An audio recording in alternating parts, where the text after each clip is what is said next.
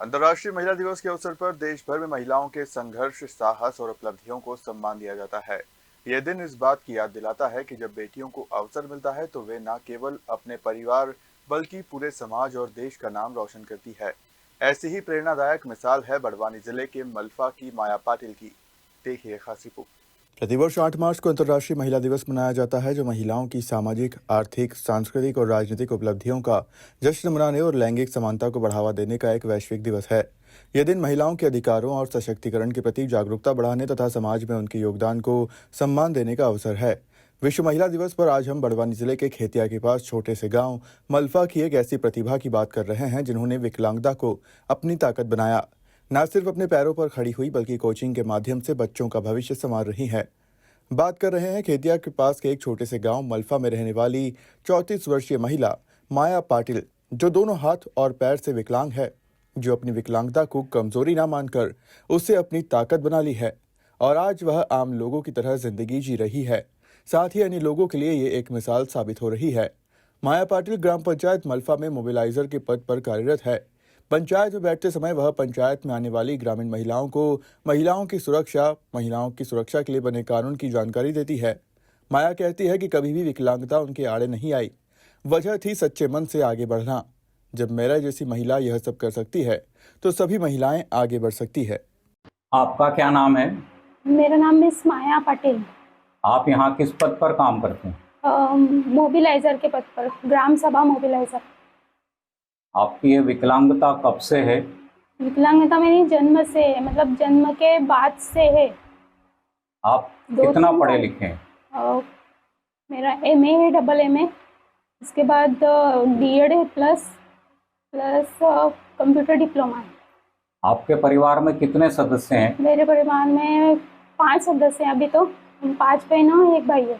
भाई सबसे छोटा है। आपका परिवार में क्रम कौन सा है? मेरी बड़ी बहन है और उसके बाद वाली मैं 2 नंबर पे हूँ। आपने अपनी विकलांगता को लेकर कभी आपके मन में कोई ऐसी बात आती है? नहीं, मैंने ऐसा कोई सोच के चला ही नहीं है।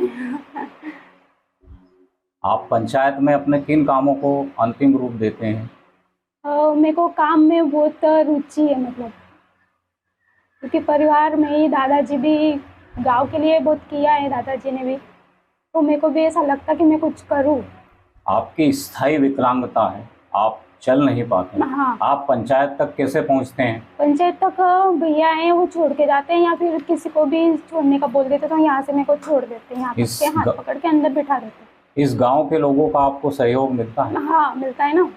आप इसके अलावा भी एक मेरी जानकारी है, आप ग्रामीण क्षेत्र के बच्चों की शिक्षा के लिए काम करते हैं, उस संबंध में जरूर बताएं। ग्रामीण क्षेत्र में जैसे स्कूल है, यहाँ से खेतिया जाते हैं तो उनको जैसे स्कूल में भी पढ़ाई होती है पर घर पे ज़्यादा पढ़ नहीं पाते बच्चे खेलने में, इसलिए उसको क्लास पढ़ाती हूँ। आप कब से बच्चों को पढ़ा रहे हैं? मैं 2012 से पढ़ा रही हूँ। और यहाँ कब से काम कर रहे हैं? यहाँ 2021 से। मेरी जानकारी में आप महिलाओं के लिए काम करते हैं, बताएं। हाँ। क्या करते हैं?